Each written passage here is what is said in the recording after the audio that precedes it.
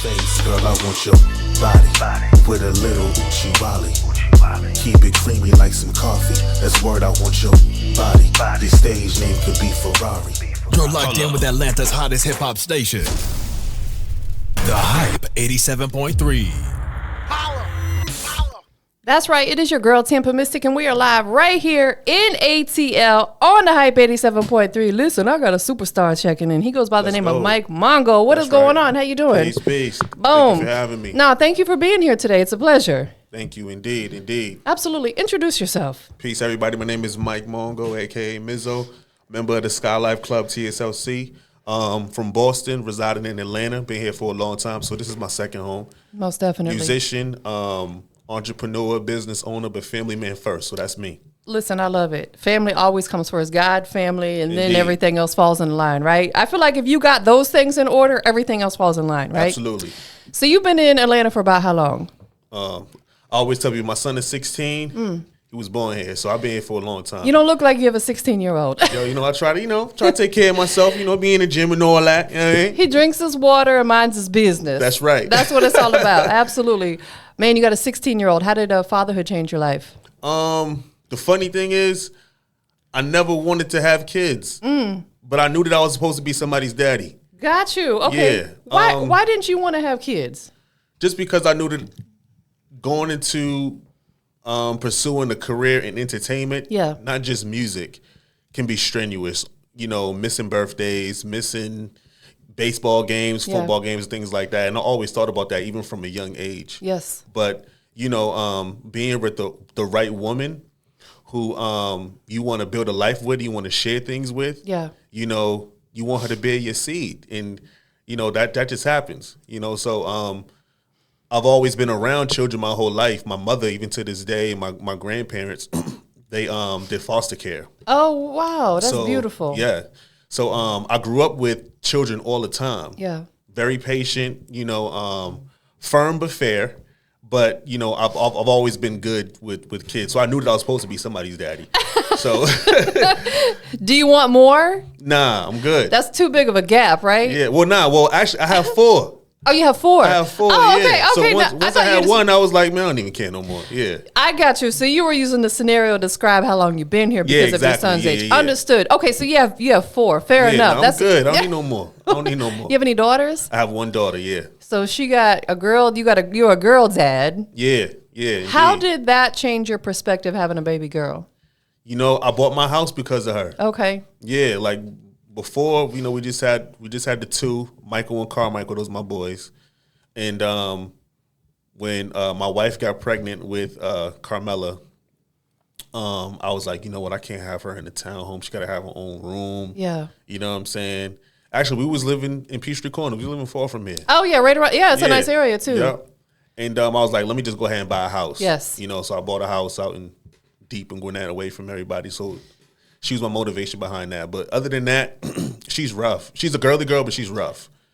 But she's the only one out of my kids who knows what she wants to do for the rest of her life. Like if you ask her, she want to be a beautician. That's beautiful. How old is she? So she's 9. At that age is when I think when they kind of start figuring out, indeed. like, especially nowadays, kids are so intelligent because of all the social media and the devices, and it's way different than when I was that age. Absolutely, yeah. 9 years old, we're still thinking about Barbie dolls. We weren't thinking about our future. Indeed. Well, That's beautiful. She's a Capricorn, and she thinks about everything. She's well thought out, I know about them Capricorns. My uncle's a Capricorn, and he's the same way. He's very calculated and in a good way. He thinks about all his moves. And I'm like, I've always admired that about him. In fact, he was one of my biggest inspirations for getting into music because he played a lot of instruments when I was little. Yeah, so shout out to the Capricorns. Hey, shout out to the Caps. So what brought you from Boston to ATL? Well, I bounced around to several different cities. I was a funny story. I've always traveled, even when I was younger. But I ended up getting a job at Greyhound, working in the package express department. They don't even have that department no more. Okay. But they used to let you get free tickets to anywhere in the country, and it would last for 6 months. So even if you didn't go someplace, the ticket was still good for 6 months. Okay.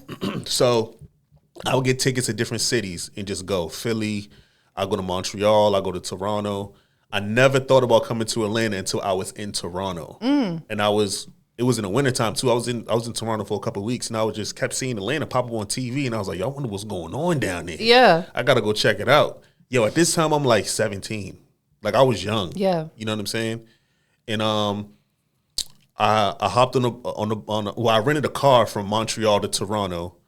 I drove the car back to Toronto. To Montreal, caught the bus from Montreal back to Boston. I was in Boston for like 4 hours and just came down to Atlanta. When I came down, I was like, yo, this is kind of dope. Yeah. I really didn't see a lot of people like me at the time. Like this is 2005, somewhere around there, 2006. Yeah.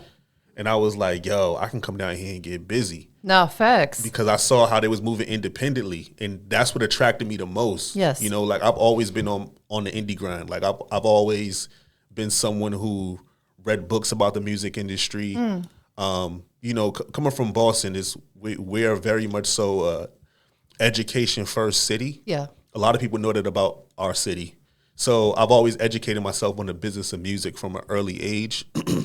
And yeah, when I came out here and I seen what people were doing independently and moving and grooving around the South, I was like, I got to be a part of that. Facts. And that's a great piece of advice for any artist that may see that one of the most important things you need to do is educate yourself about this business. Because it is a whole business. Absolutely. Too many artists are leaving money on the table because they don't learn all the different ways that you can actually make money out here as an artist. Indeed. You know, you don't even necessarily need a label if you figure out all the ways that you can make money as an independent artist. Right. You know, and learn how to market and promo yourself. Right. Well, they're going to find you. No, that's facts. They're going to find you. Yeah, if you out here moving and shaking, like Bigger always says, a buzz is like pregnancy. It's going to show. Yeah. People going to see it. Yeah. Shout out to the OG. Definitely. Do you feel like being in Atlanta has enhanced what you've been doing? Because you've been doing music for 20 plus years, a long time. Yeah. You know, still look good, by the way. You know what I mean? Listen, good, you ain't got to say your age, but if you got a 16-year-old, I'm like, dang, I'm over here trying to do the math. You 30-something, I'm guessing. Yeah, in my 30s. Have my kids young. And I'm happy about that too. Yeah, me too. I'm happy about that. Yeah. You know, because like they all do for themselves for real. Yeah. You know, I like that. But we could talk about that another time. But to answer your question, absolutely. Because I've been around Atlanta. I've seen it from when I first came, still kind of feeling like a tourist, to it becoming home. Yes. I lived on every side of this city. From east side, west side, south side, to the burbs, you name it. You know, I've interacted with a lot of different individuals. I've seen people's come ups. I've seen people who, you know, who I've been around who had success. I've seen people fall off. Yeah. You know, and I've had my own failures here as well. Sure. But I'm ingrained in this culture here. You know, like growing up from Boston and being from Boston. Yes, that's my foundation. Of course. And that's never going to change. I got it tatted on me. I love my city. I love where I'm from Roxbury. But I got the best of both worlds. You know what I'm saying? And the experiences that I got here and what I take away, it goes with me every day. Makes perfect sense. Yeah. I completely relate because I've been here for 13 years now. And man, Atlanta's like ingrained in me, but Tampa's always home, and hence the name. I'm never going to change. People are like, you going to change your name when you move there? Like, no, like I love my city. I love where I come from, especially too, your kids were born here, right? Right, yeah. So you have every reason to want to stay here. Right. You know, maybe later on you might look to move again, but right now while your kids are probably doing well in school here, it's like, why would you? That's why I waited to move here until my son graduated high school. Once he graduated and left for the military, I packed my bags and moved here. Right. You know what I'm saying? I eventually will probably make my way back to Florida as I, you know, maybe get a little older. I'm getting up there now, but, you know, like as I get a little older, like I don't know that I want to necessarily retire here, if that makes sense. Right. No, I got you. I mean, because I watched a lot of your interviews. I remember hearing you mention, you say like you give yourself like a couple more years and you want to go back because you built up, quote unquote, a resume or a foundation here 100%. that will translate when you go back home. They're begging me to come back down there, you know, because there's not many people in my city doing what I do. Right. And they need that down there, you Right. know. So I'm like, I said, you know, I've been here 13, I moved here in I've been here 12 years. So by the time 2 more years come, that'll be 14 years I've been here. I feel like I've given it enough of my life, you know? Right. Plus all my family's there. It's like, it's literally just me here. So it can be, you know, bittersweet sometimes, but I love the business here. Right. I love the business here too. Right. All my family, well, actually, no, I can't say that. My family's starting to move here now. Yeah, that's beautiful. That's a blessing. My grandmother's moving here in May. Okay. My aunt, she just moved here. My other aunt, She's in Florida now, and she's talking about coming up. Okay. My brother-in-law, his wife, they're here. So Yes. I have family here now, and it makes it feel much more like home away from home, Boston. You know what I'm saying? I get it. So yeah, especially with my grandmother about to be here too. Listen, grannies are so special, right? Yeah. There's just something, and I feel like if I had family that moved here, I would absolutely stay. Right. I would stay, but my son, my dad, my granny, my uncles, aunts, everybody's in Florida. Yeah. So it's just like, and I can't always get home as often as I want to because I'm doing this. Speaking you know. of which, my father's here. Oh, My father's here too. Okay, yeah, dope. See, so you have every reason to stay. Yeah. You got your whole family here, pretty much. Yeah. You know what I'm saying, or your immediate family. Over 20 years being in the music industry, has there been a lot of adapting for you as an artist because times are changing? Kind of. Really with the same changes that everybody goes through. You know, with the internet kind of leveling the playing field, but I think it's dope. I think that you need to adapt. Yes. I think that you should, and I think that you should embrace where our genre is going. I think that the opportunity for more people to make money in different ways is there for you if you adapt. If you kind of stay stuck on how things were going before, I think you kind of get lost in the sauce. Yes. Don't be intimidated by what's happening and just embrace what's happening. Kind of, you know what I'm saying? This is about longevity. Yes. You know? And I know a lot of things now it's kind of microwave and you feel like, okay, I gotta do a TikTok trend or I gotta go viral about something. That may work, but what's going to be your foundation to fall back on? Absolutely. So like what's next? Exactly. What's next? Like, do you have records for them to go back and listen to after that one hit is popping? You know what I'm saying? So like for me, and I'm not trying to go off on a tangent or anything like that, but I'm very consistent with everything that I do. I post 2-3 times a day. You know, up until recently, I started doing my own concerts when I've been putting them up myself. I pay for the venue. Yeah. Everything is funded through myself and my team. And, you know, we've been selling out the concerts. I have another one coming up May 3rd at the Limelight Theater. Been selling well, sold out the VIP tickets already. A lot of good people who I have relationships with are going to be coming out. That's making the adjustments. That's moving independently. And like what Bigger was saying about like, you know, the pregnancy reference, you know, it's going to show. And I'm seeing how my star is starting to grow more and more and more. That's beautiful. Yeah. And it feels good because you're organically doing it all the right way. Right, exactly. And it seems as though that it's almost like second nature for you. It's not forced. Yeah, indeed. Like some people are like, dang, I don't want to make these changes. Like, and then they have to force themselves to do it. It feels like you're embracing it. Yeah, no, I embrace the changes. And I always tell people music speaks for itself until you have to sell it. You see what I'm saying? That's so like a fact. Yeah, like if you ask the average artist, oh, what makes you different from somebody else? Oh, I'm gonna work hard and I do this type of music. Okay, there's a million other people who are gonna say the same thing. Yeah. But for me, it's not that. It's my business acumen. It's how I can.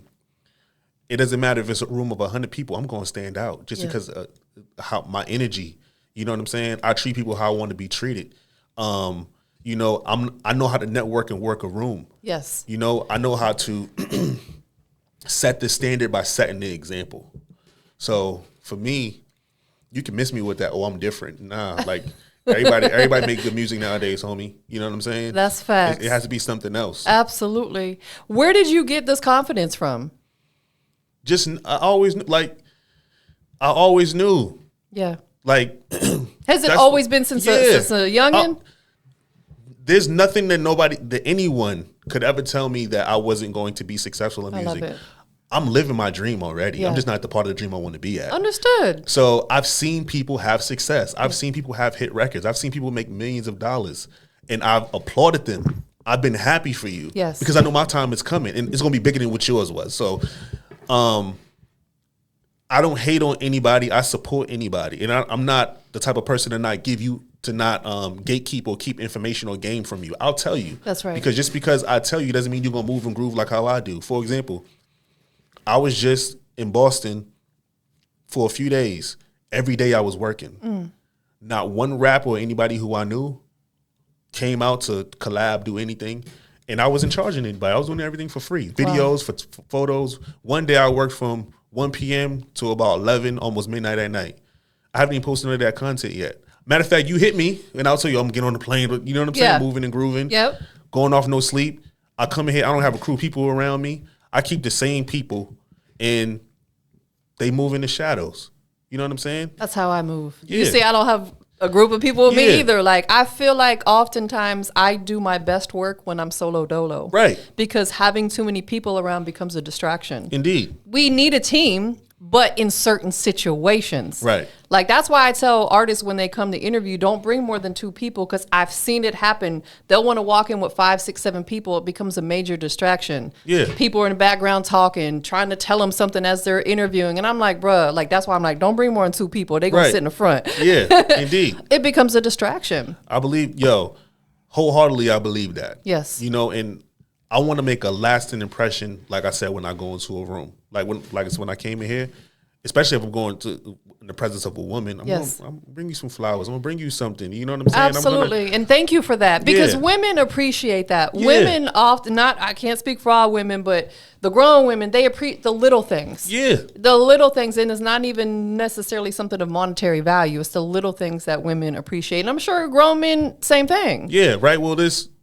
is my first time meeting you and engage you. I want to make a lasting impression. I want to make a good impression. Absolutely. I want to say, Mike does good business. Absolutely. You tell somebody else Mike, okay, him.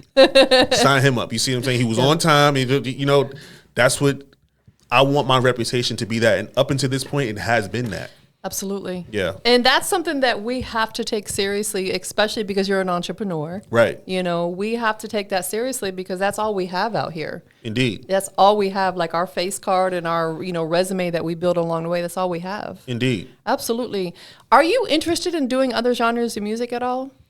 I will. I'll collab with any type of artist. Got you. I'm not shy about, trying new things or jumping out there and do new things. Ultimately, I would like to do more things in entertainment. I would love to, I went to a school from 3rd grade to 8th grade that had a lot of different extracurricular programs, because it was smack dead downtown in the city of Boston. So we didn't have outside basketball courts and a playground. So we had drama class, we had music class. I was exposed to all this stuff early. And I did acting for years at the Huntington Theater. I did commercials. So I would love to leverage my music to get back into more acting and stuff like that. Absolutely. You have the personality for it. I really feel like you're welcome. I feel like if you're going to get into acting, you have to have that confident, big type of personality, and you exude that. Your energy is big, and I'm the same way. Like sometimes I feel like I intimidate some people because I be loud and and I'm like, that's just who I am. I feel like you have that same type of energy. Absolutely. You taught yourself how to produce, run studio equipment. Let's talk about that. Yeah. So, boy, oh boy. Take us back. I have a story for everything. Like, and it's in my bio. And I met 88 Keys when I was like 14. 88 Keys, and dope producer. I knew someone who worked at the radio station at Northeastern University. I used to go up there all the time and rap on the radio. Her name is Candace. And she was majoring in the music industry. That's why she was up there at the industry, at the radio station. But anyway, she told me, she's like, I have a friend named 88 Keys. I'm going to take you up to New York, and I want you to meet him. And I want you to see what he does. So she brought me up there, and he had a loft apartment or whatever in Jersey City. And I remember walking in and seeing his setup and stuff like that. And this is before I had my own stuff. And, he was telling me about publishing and different things with the music industry and telling me what I needed to do. And he was the first person to tell me about Kanye West. I never knew who Kanye West was before he told me. And I went back to Baltimore. We played Monopoly with a whole bunch of other people, his manager and some other people. And they probably might not remember that, but that was like a staple moment that kind of changed my life at that time. Because I went back to Boston after that trip, and I put a Yamaha motif that I still have to this day on layaway. And I paid that thing off for like 2 months, and that's when the producing started. That is amazing. I love that there's an actual story behind it. Yeah. It's cool if you just start, fine, but there's a beautiful story, and you pay homage to 88 Keys. And you say Candace as well, because she's the one that made the first move to take you up there to meet him. Indeed. Yeah, I've been blessed to always be, and to this day, I still have a relationship with Candace. Like we don't, talk on the phone, but like, what's in the DM? Hey, how's the kids? How's everybody? You know what I'm saying? That type of stuff. I'm good at building bridges and maintaining the bridge. I don't burn bridges. That's facts.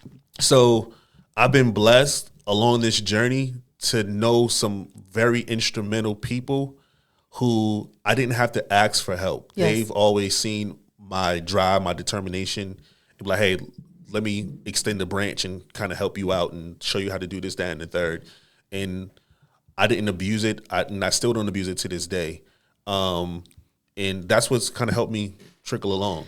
That's why it's so important to build relationships. Indeed. I say it all the time, and I'm never going to stop saying it. Relationships will put you in places that money cannot. Absolutely. Hands down, there are some rooms you can't buy your way into. Right. Period. Right. There's some people who couldn't pay me enough to walk through the front door here because I don't like them. Yeah. You know, just keeping it G. And I've had to send a few of them up out of here because of their energy was bad. Right. I can't, to me, there's not enough money that can pay me to sell my soul to sit down with someone like that. And I'm sure you feel the same way. Indeed. Yeah. I think, and on the flip side of that, when people don't know you, they put you in a box with every other rapper or entertainer. Right. Until they sit down and have a conversation with them, like, yo, he's different. That's why I love doing what I do. Yeah, you know what I'm saying? Because, and I don't knock anybody for that. Right. Because I send emails, I reach out to people, who don't know me.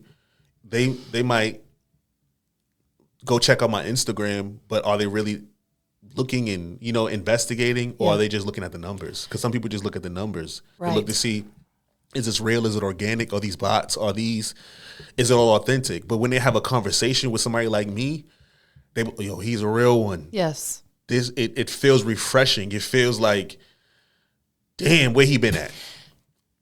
Exactly. I say that when I get people like yourself come through, it is like a breath of fresh air. Yeah. Because, no shade, but I get some artists that'll come through and it's like, I feel like I'm talking to the wall. Yeah. I can't have a conversation with them. And for me, that's what I like to do. Journalism is my love. I like researching people, getting to know about them. That's why I wanted you to fill that form out and you sent me your bio.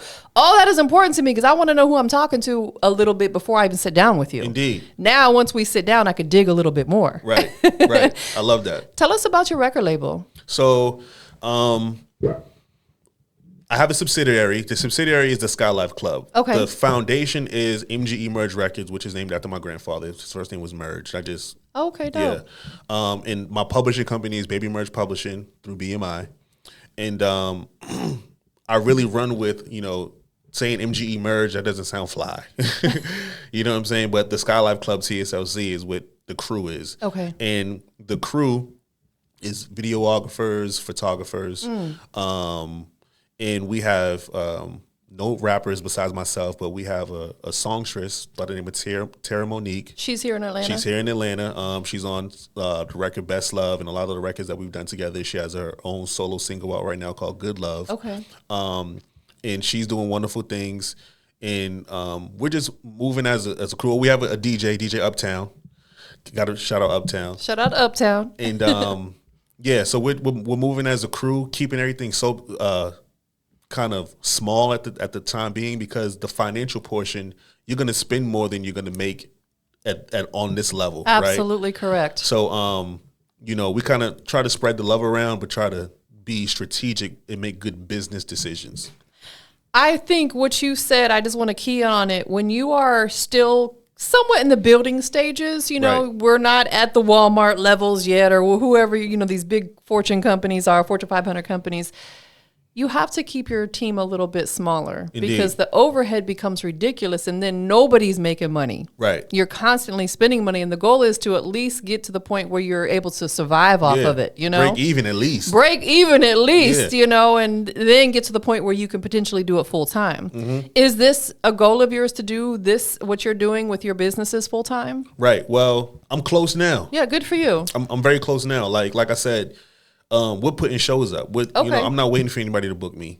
We're booking out the venues ourselves. I know that's right. We're selling hard tickets, and we're selling out, and we're selling out fast. Like the last show, we sold it like 3 weeks before the date, and then the show is an experience. Like it's not you walk in and people sitting around, with the hookah and people standing around. No, it was stadium style seating. I had a chef, open bar. I had parking and I paid for everybody. There was signs down the street that said Mike Mongo concert parking right here. I had attendance.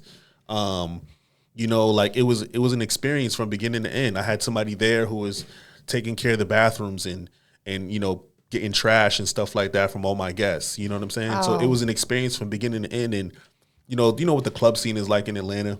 I know. There isn't really anybody that I see who is selling something like that, because going back to what I said, music speaks for itself until you have to sell it. But what are you selling? You have to sell an experience. And I have a large female audience. Of course. The ladies, the ladies want to be taken care of. Yes. So, you know, the ladies come out and they see me perform, you know, I want them to feel special. I want them to feel like they really picked up on the Skylife Club vibe. They picked up on Mike Mongo's vibe. I performed their favorite song. You know what I'm saying? And all that before the shirt come off, too. Y'all seen the flyer. I said, no, he did it. Indeed. Yeah. But you work hard for that. You want to show it off a little bit. Indeed. Nothing wrong with that. But you are absolutely right, because women, I can speak on behalf of women out there in regards to going out. We want to feel safe, number one. Indeed. Because Atlanta or any big city can be a little rough.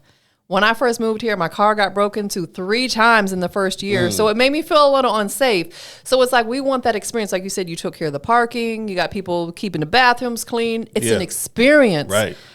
Aesthetics are everything. Experience is everything. People walk in and they're like, oh, this is dope. You know what I'm saying? You want them to catch that feeling when they walk into your event. Right. You said the next one's in May? Yeah, May 3rd. And I would love for you to come. Yeah. If you're free. The next one, and I'm stepping it up. Like the VIP experience. When they pull inside, I'm paying for everybody's parking this time too. Pull inside the garage. I'm gonna have a golf cart waiting to take the VIPs to the front. That's amazing. Drop you off at the red carpet, take pictures with my photographer, walk inside, get you a glass of Moscato, walk you to your seat. That's beautiful. You know what I'm saying? Get you some food from the private chef. Get you something from the bar. It's gonna be an experience. He's setting the bar, y'all. Like, if anybody out there thinking about putting an event together, I don't know. Y'all ain't gonna be able to compete with that. You know what I'm saying? But that's beautiful. You think about every single aspect of it, even getting them into the venue safely. Right. That's important, because again, you know, it can be rough out here. What's the venue that you're doing it at? Limelight Theater, downtown on Decatur Street, I believe. Okay. It's May 3rd. Doors open at 7. Show starts at 8. Tierra Monique's going to be performing. Myself, DJ Uptown, DJ One Justice is going to be coming from Boston. I got Maddie making an appearance, Cougar. I have Ro Aiken performing, and I have Taylor Nixon performing as well, hosted by Renee and the Creative Band. So I'm going to have a live band there as well. That's beautiful. Yeah. With these events, how often are you doing them? I'm trying to give like a month and a half in between each event, you know, because I like to sit back and analyze from an operational standpoint where I could have done better, where I could have spent a little bit more. Yeah. And make sure everything's it's cost effective. Because like I said, I'm financing everything, myself and my team and my wife. So, you know, you have to ensure that I'm making good business decisions. Sure. But I really do believe that the shows is what's kind of taking everything up another level. Because it's one thing to see it live. It's when you see it online, anybody can do anything. It's almost like somebody sliding into your DM. Yo, let me talk to you. It's like, you know what I'm saying? Yeah. You can be anybody. Yeah. But you meet up. You're all right. Let's go out. And you sit down. You don't got no conversation, no vibe. He don't look you in your eyes. You know what I'm saying? All that type of stuff. When people get the real live Mike Mongo, yes, it's like, wow. I had several people who said, yo, I didn't know you was that good. Like, I knew you was good, but I didn't know you was that good. Right, absolutely. They have to come experience it in person. Right. So, because I feel like energy and that chemistry makes a difference. Like, okay, we could talk through the DM, we could talk on the phone, that's cool. But stuff like that can get misinterpreted. Right. You need to visually see them in person and feel their energy, feel their chemistry to really figure out who that person is. Right. Coming to your event. What's the name of the event? It's just called Mike Mongo, and the Skylife Club presents Mike Mongo. That's it. Okay. Real simple. Is there ever opportunities for other artists? I know you've got, your own lineup, but is there opportunities for other artists to ever get involved if it makes sense for you? Absolutely. Like, I'm always willing to collab and have other artists. It just have to make sense. Like Ro Aiken, for example, dope artist, and Taylor Nixon, very, very dope artist. Taylor, I met her through somebody else, but I was a fan of her music before her and I actually had a conversation. Ro, him and I met, we crossed paths through a company. Got it. But somebody who I already knew had sent me his music, and I just didn't put 2 and 2 together. It was the same person who I was feeling like, yo, he's dope. So yes, I'm always willing to, as long as it makes sense. You know, the music makes sense because, like I said, I have an audience that I have set a standard, and they have an expectation. You see what I'm saying? Absolutely. They don't want to come in and see somebody rapping over a 2-track. You've set the bar. They want to see you perform. You know what I'm saying? Right. You know, like my audience would, if I get up there and just be holding the mic, and you know, it's one thing for them to say their favorite part, but if I got the lyrics playing over the track, you know, that they're gonna feel like they was cheated. That's not a performance, and I'm giving them a performance. You know, DMX. I'm giving them a performance. Yeah. I'm putting it all up there. It really makes a difference because like Big and I will do showcases maybe once a quarter. And our last one we did, we had about maybe like 18 artists that performed one song each, because Big is big on not performing. Like if you're at a showcase, one song, you know, if you're having your own show, you can put on a full show set. We only had one artist out of all of them who performed an actual show set, right? Yeah. Like where she didn't, and it was a female. And she didn't rap over her lyrics, and everybody was blown away. Yeah. I'm like, see, it can make a big difference because people can hear that vocally what's going on. They want to hear your breath control. They want to hear you project your lyrics. You know what I'm saying? And, you know, artists out there, all the artists who's listening, you got to have a performance track. Yes. Like, think about it. I'm from the era, and I'm not trying to date myself, make myself sound old, because people still do it to this day. Because you have to think about who you're competing against, right? You have a clean version. You have an explicit version, if you have an explicit version, and you have an instrumental and a performance track. Yeah. That's what my engineers always gave me. You know what I'm saying? And I decide what I want to put out. You know, and then those performance tracks, you want to have it available at the drop of a dime. Have it on your phone, Dropbox, whatever the case may be, your WeTransfer account, because you never know who you're going to run into. Absolutely. Hey, I got the performance track right here. Let me airdrop it to you. And it makes sense, too, in case Mike Mongo gets booked at an event where there's kids in attendance. You don't have to worry about having your engineer clean up a version that has too many curse words. If you're rapping it yourself or singing it yourself, you can just rap or sing the clean words. Boom. You know, you don't have to worry about scrambling to get that super clean version because you have an audience of kids in front of you. Indeed. You got to think about every opportunity. Definitely. You got to think about every opportunity, and that comes with being seasoned and also being smart. Absolutely. Being that when you get on stage, I'm sure you become another person, you know what I'm saying? As you should. That's like that alter ego. Like Mike Mongo, the artist comes out. Indeed. But how important is it to you to really stay true to your roots of who you are throughout this journey? It's extremely important. And I bring Roxbury and Boston with me everywhere. Yeah. You know, it's insane to not associate me with Boston because it's throughout my music. Yeah. My stories and the things that I've been through, my experiences, I pull from Atlanta, but also Boston because, you know, that's where I was born, raised, grew up. You know what I'm saying? Fights, won some, lost some. You know what I'm saying? Yeah. Grew up better than some, worse than others. You know, project kid from Roxbury, but that's what made me, and I'm happy about that. I love my city. I adore my city. I hate so many people talk about Boston. They really don't understand the dynamics of the city because for what it is, it's a very much so a white city. Yeah. But we have black areas with strong black culture. I love it. We have diverse communities. You know, we have Cape Verdeans, Jamaicans, Haitians, Puerto Ricans, Dominicans, you know, Trinidadians, you name it. It's a melting pot. And, you know, I always tell people growing up, I dated every ethnicity of woman. Yeah. You know, like it wasn't until I came to Georgia when it was black, white, Hispanic, quote unquote Mexican. Yeah. Right. And the black women that I ran into here were just absolutely stunning. Yeah. Just there's a lot of beautiful black women in the city. Gorgeous black women. I was like, oh my gosh, you know, because coming from Boston, it was Cape Verde. I don't know if you know what Cape Verde is, but it's a small island off the western coast of Africa, kind of by Senegal. So they're African, but the country was conquered by Portugal, so they have kind of those features a little bit, right? So they could look Hispanic. Some of them could look black or whatever, but the point I'm trying to make is I grew up dating all those type of women. Absolutely. You know what I'm saying? Yeah. And quote unquote exotic maybe. Yes, understood. When I came here and I seen the abundance of gorgeous black women, all these Halle Berrys and all that, you know, I was like, yo, this is It took you to come to Atlanta to find your queen, right? You know what I'm saying? Let me holler at that room. You know what I'm saying? But yeah, because I was spoiled back home. Yeah. I was spoiled back home. Take your pick. You know what I'm saying? No, facts, absolutely. And I feel like Florida's kind of like that too. Florida is like that. We've got every ethnicity, race, whatever in Florida because it's a big melting pot, like you said. Yeah. People like to retire there. Yeah. Let's talk about this single that you got with us today. Which one did I send you? Let me see here. I have the new one I just put out. It is called. I think it's "I Want Your Body." Yes. Okay. So, I'm a freak. That's just there's no other way to put it. But I'm tasteful. Yeah. Right. And I talk that talk because the ladies like it. They sure do. Know? Yeah. And it's not too, like I can't listen to it, or it's like. He talking that stuff. Yeah. You know what I'm saying? And I know how to tiptoe on that line and not make it disrespectful. Right.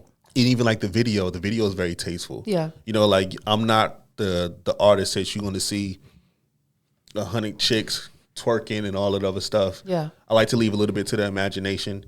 You know what I'm saying? I think that that 90s fine is something to marvel at. I agree. No knock to the women nowadays, because that's not what I'm saying at all. It's just I have a different way that I just like to have my content and my videos and all that type of stuff. Absolutely. And a lot of women appreciate what I do. So this record was just me having fun and just, giving the ladies at the show a reason to throw their panties on the stage. He said tasteful.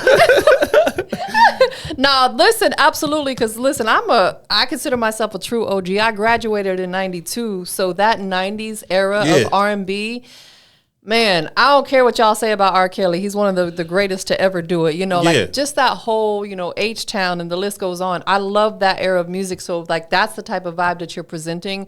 I feel like it's forever music. It's very timeless. Indeed. And again, the ladies love it. As a man, your biggest audience is always going to be females. Yeah.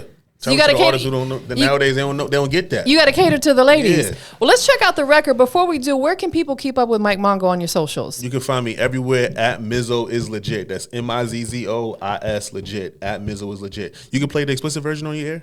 I can. Is that what I don't know if I have the explicit version. Because if not, I can sing you the clean version if you need it. No, I can play the explicit version. I didn't know if you wanted me to play the clean. Okay. It's not too bad. It's like I said. No, it's all good. Who do you want to give thanks to and give a shout out to for loving on you and supporting you? The Sky Life Club, Osborne, Kayla, Wayne, Rhonda, DJ Uptown, Tara Monique, my wife, Goody, everybody who has been supporting me through this journey, thank you. I'm not really big on shout-outs like that, but my main core always make sure I mention their names because they're not here with me, but they're here in spirit. Absolutely, and that's why I always say give thanks, because I feel like giving thanks is more important than shouting somebody out. Right. Of course, I'll say give a shout out because some people, if I say give thanks, they don't know what I'm talking about. Right. We have to give thanks to the people that are important to us. Is your wife involved in the music industry as well? She's not in the music industry. But she supports and helps you. She supports, we have conference calls and stuff like that, and, I have it on speakerphone, and,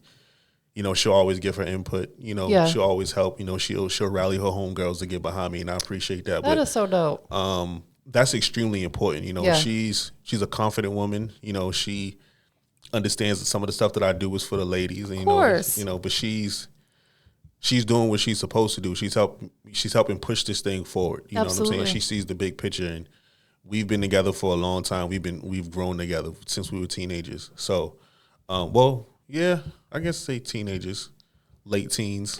You look like you're still smitten talking about her. I love that. Yeah, so that's beautiful. Shout out to what's your wife's name? Goody. Shout out to Goody. Yeah, I like that name too. Yeah, so she's dope, and thanks to the man upstairs too. Absolutely, 100%. Well, let's get into the record, Mr. Mongo. Introduce it for us. Yeah, let's check out "I Want Your Body."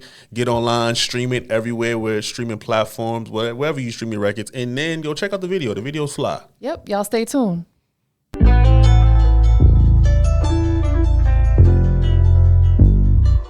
Girl, I want your body. I I've been thinking about it night and day. That utopia between your legs. I just want your body. Smelling sweet, I think I wanna taste. That ass fat, put it on my face. Girl, I want your body. With a little uchi wally. Keep it creamy like some coffee.